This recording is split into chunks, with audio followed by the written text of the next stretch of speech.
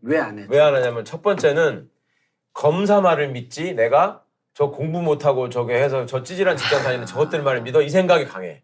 첫 번째는. 근데 변호사가 주장을 하잖아. 변호사가 얘기해봤자 저것들은 돈 받고 저렇게 그냥 말 만들어주는 자기도 사람이고. 변호사 될 거 아니야. 그렇죠. 그 생각은 안 하지. 근데 나중에 변호사 되고 나면은 법원에서 있다가 나온 애들이 하나같이 하는 얘기가 한 달 만에 다 알아. 아, 나는 판사들이 저렇게 상식이 없는지 몰랐어. 이 소리를 다 해. 변호사가 지가 돼갖고. 지가 돼가지고. 내가 그때다. 지금 걔들 스스로 정통 법관이라고 얘기하는 게 아까 이재화 변호사님 말씀하신 것처럼 무조건 옛날 같으면 경기고 나와서 서울법대 나와서 시험 재학 중에 합격하거나 1년 늦게 합격하고 5학년에 합격하거나. 최소한 5학년. 최소한 5학년. 그리고 초임지가 절대로 서울을 벗어나면 안 되고 그 다음에 경력 중에 이제 고등법원 판사쯤 할 때는 법원행정처를 반드시 갔다 와서 그 다음에 지방법원 부장 마치고는 반드시 서울중앙지방법원 판사를 또 해야 되고 그거 끝나고 나면 또 행정처에 들어가서 실장 같은 거 해야 되고 그렇지. 그런 거를 거쳐온 사람들을 자기들끼리 정통법관이라고 지네들끼리 붙이고 정통법관이라는 게 재판을 열심히 한 사람이 정통법관이지 왜 중간에 딴 길을 샜다 나온 놈들이 왜 정통법관이야. 오히려 정치법관이라고 하면 또 모르지. 그런데 이런 코스를 거쳐오고 그 안에 자기들끼리 네트워킹이 강하게 되어 있으면 결국 지금 법원의 문제인 법원 개혁을 못한다. 못하죠. 못하고 그리고 박시환과 전수환 이 두 전직 재판관 대법관이 그런 얘기를 이미 했다. 그렇죠. 그다음에 가장 큰 문제는 그렇게 가버리면요. 그 세상은 많이 변하잖아요. 예. 시대는 많이 변하는데 30년 전이나 20년 전의 판결을 지금도 하고 있다니까. 그들만의 리그. 그렇죠. 그들만의 세상이 바뀌고 국민들이 그 목소리가 이제 점점 예. 목소리 세지잖아요. 네. 그러면 이유가 있잖아요. 그걸 귀담아 들으면 이 판결은 그 판결 그릇으로 담을 수가 없는 거잖아요. 그러면 그릇을 새로 만들어야 돼. 그러니까 이거를 입증해주는 유명한 일화가 있는데 민희령 대법관이라는 사람이 있었어요. 부인이 국회의원이었는데 딱 보면은 되게 사람이 정말 선비처럼 생겼어. 인상도 깔끔하고 그리고 법원장하고 이럴 때도 평판도 되게 좋았던 분이에요. 예. 뭐 직원들 생일 같은 때 일일이 자기가 손으로 카드 써가지고 보내고 그런 사람인데 자기 나름의 스스로 자임하는 정통 법관이야 자기가. 그러니까 판사들을 상대로 교육을 이제 중견 법관들 모아놓고 사법연수원에서 이게 교육을 시키는데 예. 거기에 대법관이라고 가서 강연을 하면서 뭐라 했는지 알아? 내가 선배 법관으로서 대법관으로서 여러분들한테 당부하고 싶은 게 있습니다. 선배 법관을 힘들게 하는 판결을 하지 마세요. 예? 진짜로 그랬어. 그러니까. 선배 법관을 상급 법원을 힘들게 하는 판결을 하지 마라. 이게 무슨 소리야? 세상에 지가 하는 대로 따라서 하라는 거잖아요. 그러니까. 그 시대가 바뀌면도 불구하고 그 사람들은 자기들의 세계만 있는 거예요. 그럼 도저히 지금 예를 들어갖고 이 그 법원 내에서 이렇게 얘기했던 이런 정통 코스를 밟았던 정통 법관이라는 사람들이 대법원장이 되는 순간 법원의 개혁은 용언한 거네. 그럼요. 안 되는 거지. 이 사람들이 촛불혁명이라는 것 자체는 이 사람들은 반역으로 생각을 하는 사람들이야. 이런 사람들에 의해서 세상이 막 바뀌어지니까 이건 큰일 났다 생각하는 거지. 그래서 나는 이거는 한번 대법원뿐만 법원 조직도 이제 한번 흔들 때가 되겠다. 그러니까 제대로 된 공직자라고 하면 국민들이 촛불을 들고 광화문 광장 앞에 가서 추운데 맨날 며칠 그러고 있으면 야 우리나라가 뭐가 잘못됐지 우리가 뭘 잘못해서 이렇게 됐지라는 걸 생각해야 돼. 네. 응? 근데 과거 광우병 촛불 시대 때도 그렇고 지금도 그렇고 이제 나이 40도 안 된 놈들이 판사라는 것들이 앉아가지고 얘기하는 걸 내가 이렇게 들어보면 저렇게 무질서하게 응? 저렇게 저걸 상황을 언제까지 저걸 저렇게 방치해야 되냐. 촛불을. 그렇죠. 왜 저걸 놔두냐. 그렇죠. 그 촛불 이야기하니까 권영국 변호사가 촛불 집회에서 또 영장 청구가 됐었잖아요. 네. 실질 심사 때 이제 제가 들어가서 제가 그 이야기를 했어요. 그게 왜 이제 차벽으로 다 세워져서 통로에도 못 들어가니까요. 권영국 비켜라. 네. 그렇죠. 당신들은 불법 행위를 하고 있다. 10가지 셀 때까지 안 하면 우리가 이제 체포를 하겠다고 해갖고 현행범으로 체포하겠다. 또 다시 이렇게 이제 구속영장 청구됐었는데 내가 이제 가서 이야기한 거, 판사님 주말에 광화문에 가서 직접 한번 목격해라. 광화문에는 지금 헌법이 다 유린되고 있고 나도 그 같이 있었다. A4 용지 한 장이 안 들어간다. 버젓이 인도에 우리가 갈 수 있는데 국민들이 인도를 갈 수 없는 거다. 그 불법 행위를 항의를 한 게 죄가 되냐. 그걸 경찰들이 하고 있다. 가봐라. 그랬더니 법이 뭐래. 나는 거야. 그래서 뭐 눈만 껌뻑껌뻑하고 영장이 기각됐죠. 예. 그런데 이제 나중에 들어보니까 그 우리 그 민변의 여성 그 변호사 남편이 누가 방청을 했었나 봐. 그 변론이 평소 변호사가 안 하는 변론이잖아요. 꽤 설득력이 있었다고 그럼. 근데 이게 와봤는지도 모르죠. 이게 그 우리가 이제 지금 지난번에 어마 허리케인처럼 그렇게 피해를 많이 주는 거 말고 자연의 이치와 섭리가 태풍이 그 휩쓸고 가잖아요. 그럼 바다가 멀쩡하고 있던 바다가 위아래가 뒤집히면서 생태계가 한 번씩 네. 뒤집히면서 바다가 살아나는 거라는 거예요. 맞아요. 그렇죠. 네. 그러니까 지금 법원에 이런 자기들의 기득권적인 질서가 그대로 유지가 되면 그 사람들은 이 질서가 잘 유지되는 것 같고 있지만 사실은 사회는 죽어가고 있는 거예요. 그리고 4대 강하고 똑같은 예. 거예요. 고인물이에요. 고인물이야. 위아래를 뒤집어 놓으면서 그 바다를 한번 뒤집어 놔야지 바다가 살아난다는 거야. 그러니까 지금 이 법원은 수십 년 동안 이걸 뒤집어 놓지 않고 그러니까 저 법원이 썩어가고 있고 법원이 죽어가고 있으면 사회가 죽어가고 있고 이걸 뒤집을 때가 됐는데 그 내부에 있는 사람은 못 뒤집는 거예요. 아, 그럼요. 그래서 김명수 대법원장이 왔어. 그럼 양승태 대법원장이 했던 그걸 다 뒤집어 놔야 될 거 아니야, 이제는.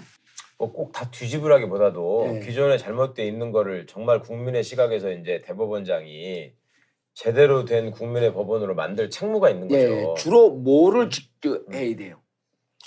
일단은 기존의 법원 적폐의 대표라고 할 수 있는 적폐 뭐냐 이거야. 그러니까 상징적으로 블랙리스트가 나왔잖아요.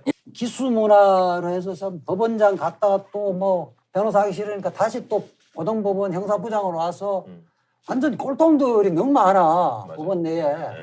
고리타분한 사람들이 다 너무 많단 말이에요. 아, 그래서 일정한 기수 파기를 좀 해야 돼요. 예. 기수 파기를 해서 좀 그러니까 상식에 맞는 판단을 하는 사람이 법원장도 되고 법원 내에서 지금 서울중앙지법 같은 가장 그 국민들에게 영향력을 많이 미치는 부가 이제 신청 50부라든지 그렇죠. 영장 전담 판사 이런 예. 사람들은 그야말로 합리적이고 객관적인 사람들을 거기 인선해야 되는데 지금은 그렇지가 않아요. 그렇죠. 법원장 자체도 사실은 승진 개념이 되면 안 되는 거예요. 네. 대학교 봐봐. 교수들이 있어가지고 그중에 학장을 하잖아. 네. 그럼 돌아와서 또 교수 하잖아. 뭐 그러네. 그렇게 하면 되는 그렇게 거예요. 돼야 되는 거예요. 그러니까 지방법원 보직이라는 게 음. 계급이 높은 사람이 의미가 아니라는 거죠. 지방법원에 판사로 있다가 예. 그러다가 역할이 돼갖고 그 지방법원장이 돼. 네. 또 지방법원장 임기가 다 되면 판사를 또 해. 또 해. 그렇게 하면 그리고 국민들 입장에서도 좋은 것이 그렇게 되면 우리나라 국민들이 자꾸만 저기 상소를 남발한다. 그러니까 1심에서 지금 무조건 2심 가고 2심 지금 무조건 대법원 가고 그러니까 대법원 사건이 너무 많다고 해가지고 뭐 상고법원을 허가제를 또 하니. 만드네요. 상고법원을 만드 이런 얘기가 나오잖아요. 예. 그러니까 근데 이런 식으로 딱 저기가 고착화가 되면 지금 국민들은 어떻게 생각하냐면 지방법원 판사들은 젊고 실력 없고 낮은 것들. 그냥 한번 거쳐가는 판사. 그렇죠. 판결. 예. 그리고 나는 조금 더 높은 사람들한테 받고 싶다 이런 생각을 한단 말이에요. 예. 국민들도. 근데 그렇게 하지 말고 1심에서도 경륜이 있는 고개 정통한 판사들이 계속 있으면서 재판을 한다라는 게 어느 정도 정착이 되면 국민들도 믿을 수 있죠. 그렇지. 여기서 해도 여기서 이렇게 경륜이 있는 판사들이 했기 때문에 그렇죠. 내가 이렇게 얘를 유죄가 됐어도 좀 억울하긴 하지만 고등법원 가서도 이렇게 잘하는 판사들이 했는데 그렇죠. 2심에 가서도 바뀔 가능성이 없다. 별로 없다. 그러면 굳이 항소할 필요 없이 야, 저 한 30년 재판한 사람이 이런 판결을 했을 때는 그렇죠. 일리가 있는 거 아니야? 뭐 네. 해봐야. 그리고 검사들도 저 사람들 잘하는데 우리가 좀 졌지만 네. 뭐 굳이 항소하지 말자. 이렇게 하면서 3심제지만 굳이 1심, 2심 우리는 무조건 3심까지 다 가잖아요. 네. 무조건 가야 같이. 되는 거지. 네. 법을 잘 몰라도 거기에 써 있는 문장이나 단어들이 일반 시민이 볼 때 아 이래서 이 말을 썼구나라는 게 어느 정도 납득이 가야 돼. 네. 근데 은나래 씨 주말이 아닌 평일이라고 그러면 무슨 요일부터 무슨 요일까지? 월요일부터 금요일. 그렇죠. 네. 어? 초등학교 2학년짜리한테 물어 그렇게 대답하겠죠. 네. 항상 지금도 문제가 되고 있는 한명수 총리 2심 판결을 보면 1심에서 완전히 무죄가 된 걸 2심에서 유죄로 뒤집었거든. 네. 2심 판결문에 뭐라고 나와 있냐면 그 돈을 갖다 줬다는 사람이 주말이 아닌 평일날 날이 맑을 때 응? 네. 오후 시간에 갖다 줬다라고 돼 있거든. 네. 그게 이제 검찰이 시켜가지고 만든 말이야 말하자면. 근데 그렇게 돼 있으니까 변호인단에서 그러면 그때 당시에 날씨를 봐서 비 오는 날 빼고, 그다음에 주말이 아닌 평일이라고 했기 때문에 토요일, 일요일 빼고, 그다음에 평일날 중에서도 한명숙 총리는 공식 일정이 있는 총리고 국회의원이었으니까 공식 행사로 가 있어가지고 다 보도된 날짜 다 빼고. 네. 그러니까 돈을 갖다 줄 수 있는 날짜가 없는 거야. 그렇게 해가지고 1심 판결문을 쓸 때 판사가 이거에 의해도 알바이가 완벽하게 입증이 된다. 돈을 갖다 줄 수 있는 날짜가 없다. 이렇게 판결을 썼거든. 준 사람 주장은 주말이 아닌 날. 네. 주말이 아닌 평일에. 평일에 맑은 날. 맑은 날. 오후에. 직접 그걸 갖다 딱 집합을 하면서 털어버렸어. 그 일정 있는 거 빼봤어. 그러니까 아무도 없어. 날짜가 없어. 그래가지고 무죄 유력한 그게 사유가 됐거든. 형식적으로 너무 납득이 가지 않아요? 네. 누가 봐도 생각이 되잖아. 그렇죠. 2심이 이거를 유죄로 바꾸려면 그걸 반박을 해야 될 거 아니에요. 그렇죠? 1심에서는 그게 누가 봐도 확고한 근거가 될 수 있잖아. 그 2심 판사가 이놈들이 뭐라고 썼냐면 거기다가 주말이 아닌 평일에는 토요일도 포함된다라고 썼어. 납득이 가냐고. 그렇게 돼 있더라고 판결문에. 판결문 이렇게 돼 있어. 그 돈 준 사람 입장에서는 자기가 출근하는 날은 평일로 평일로 보고 출근 안 하는 날만 휴일로 생각한다. 거기다 그렇게 써놨어. 당시에는 주 5일제 근무가 시행되지 않고 있고 그래. 직원들 얘기를 들어보니까 토요일도 출근했다고 했기 한만 원은 때문에 출근을 하기 때문에 한만 원 입장에서는 휴일이 아니라는 거야. 그게 도대체 말이 되냐고. 어떤 사람이 주말이 아닌 평일이라고 하면서 그걸 토요일을 포함해서 얘기하는 사람이 누가 있냐고 대한민국에. 그것들만 그러는 거야. 고등법 판사들만. 왜 그걸 해? 고등법 판사도 이러지. 주말이 아닌 평일 오후라고 하는 것은 한국 시간일 수도 있지만 이 사람 미국에서 오래 살았기 때문에 미국 시간 개념으로 오후를 미국으로 하면 우리 시간 새벽에 해당된다. 이렇게 판결을 쓰지. 그러고 남을 사람들이죠. 그러니까 그게 판결문이 공개가 안 되기 때문에 국민들이 이걸 몰라요. 지금도. 그리고 그게 어차피 국민들이 알 수가 없다는 자신감이 있기 때문에 이렇게 택범서를 써놓는 거예요. 태판을 써대는구나. 예, 근데 두 분은 어떻게 봤어 판결문을? 우리 다 보지. 관심이 244조의 사항에 보면 이렇게 돼 있고 참여정부 때 검사들이 계속 불러줘지잖아요. 예. 그러니까 피씨는 피해자 신문조서는 진술조서는 안 받고 한 100번 부르면 서너 번 받고 그렇죠. 이러잖아요. 예. 이렇게 하면서 사실상 진술 거부권 오지 안 하고 괴롭혀갖고 자백 다 받아놓고 지금부터 조서 만들자 이래갖고 정리합시다. 그래 진술 거부권 고지했죠 이렇게 하고 받잖아요. 이렇게 하면 불법 수사를 근절을 못 하잖아요. 그래갖고 참여정부 때 형사소송법 개정을 하면서 검사가 피해자 신문 조서를 진술 조서를 작성하든 간에 부르면 네. 피해자 신문 조서를 작성하면 검찰에 도착한 시간 이런 거 다 적잖아요.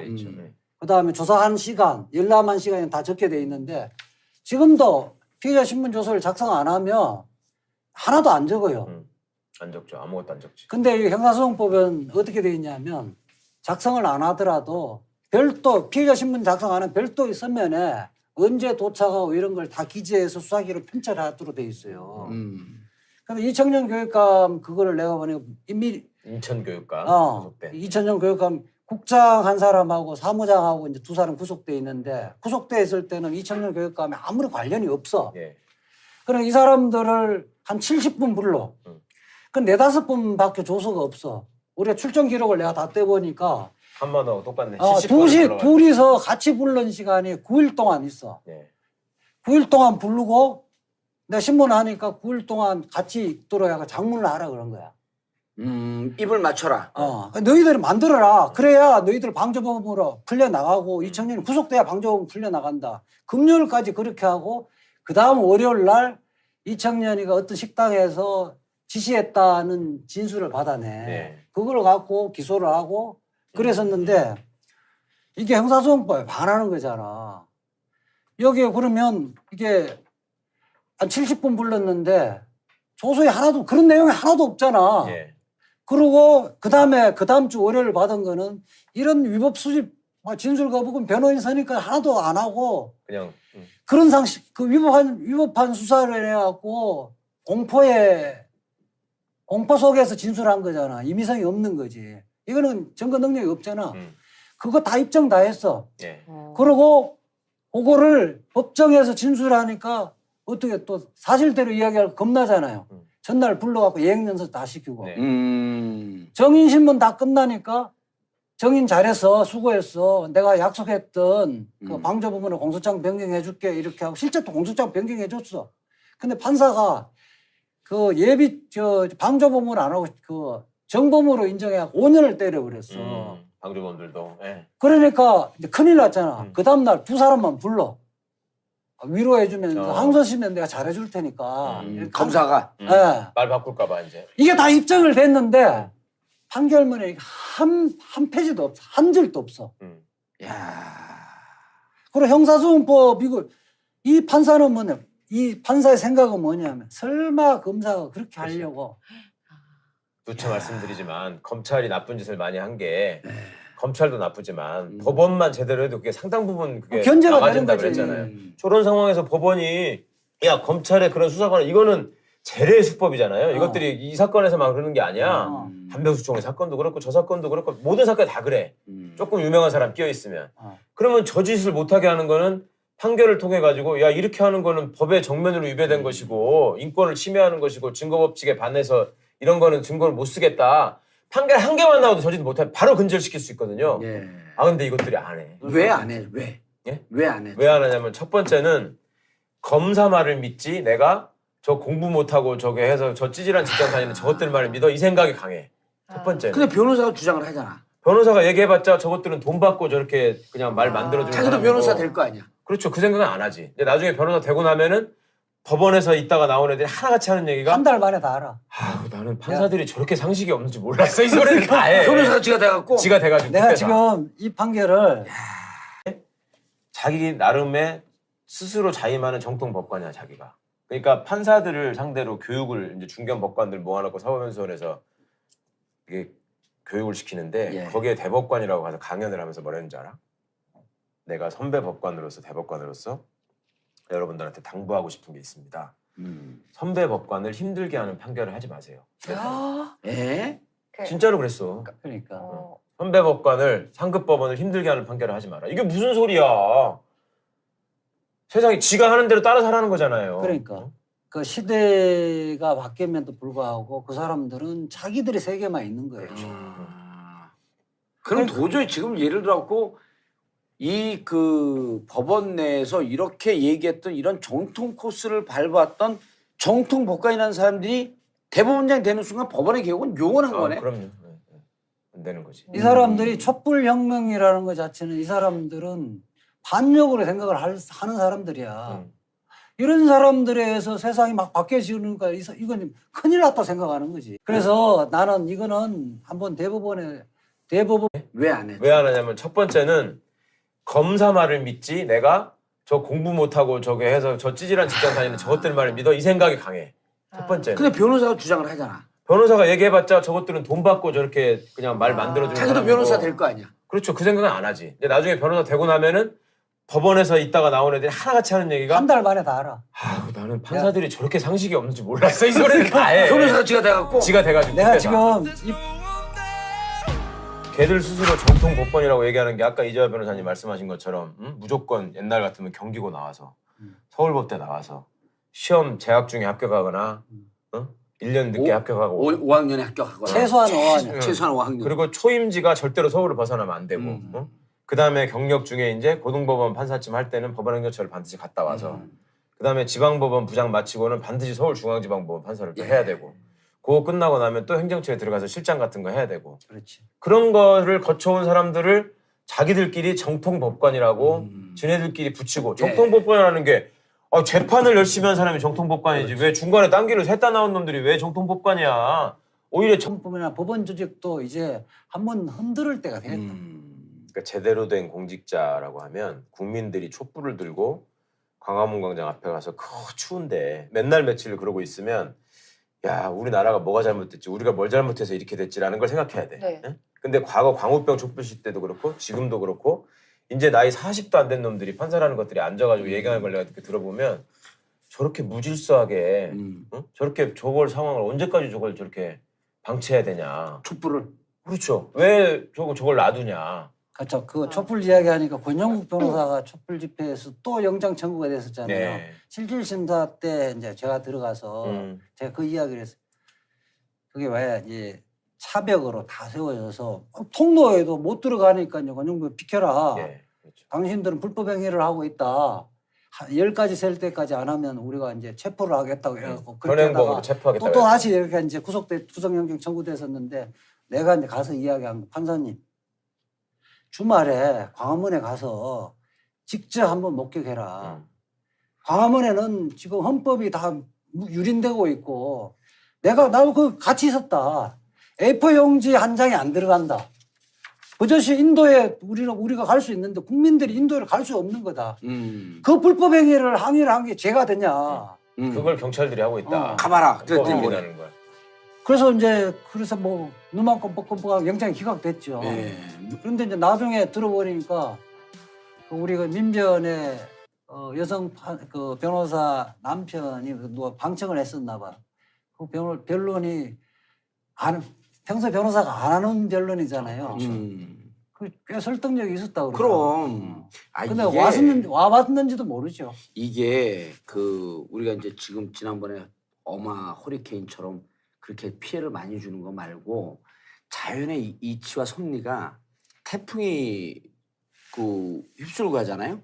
그럼 바다가 멀쩡하고 있던 바다가 위아래가 뒤집히면서 생태계가 한 번씩 뒤집히면서 바다가 살아나는 거라는 거예요. 맞아요. 그렇죠. 그러니까 지금 법원에 이런 자기들의 기득권적인 질서가 그대로 유지가 되면 그 사람들은 이 질서가 잘 유지되는 거 갖고 있지. 정치법관이라고 하면 또 모르지. 그런데 이런 코스를 거쳐오고 그 안에 자기들끼리 네트워킹이 강하게 되어 있으면 결국 지금 법원의 문제인 법원 개혁을 못한다. 못하죠. 못하고. 그리고 박시환과 전수환 이 두 전직 재판관 대법관이 그런 얘기를 이미 했다. 그렇죠. 그다음에 가장 큰 문제는 그렇게 가버리면요. 그 세상은 많이 변하잖아요. 예. 시대는 많이 변하는데 30년 전이나 20년 전의 판결을 지금도 하고 있다니까.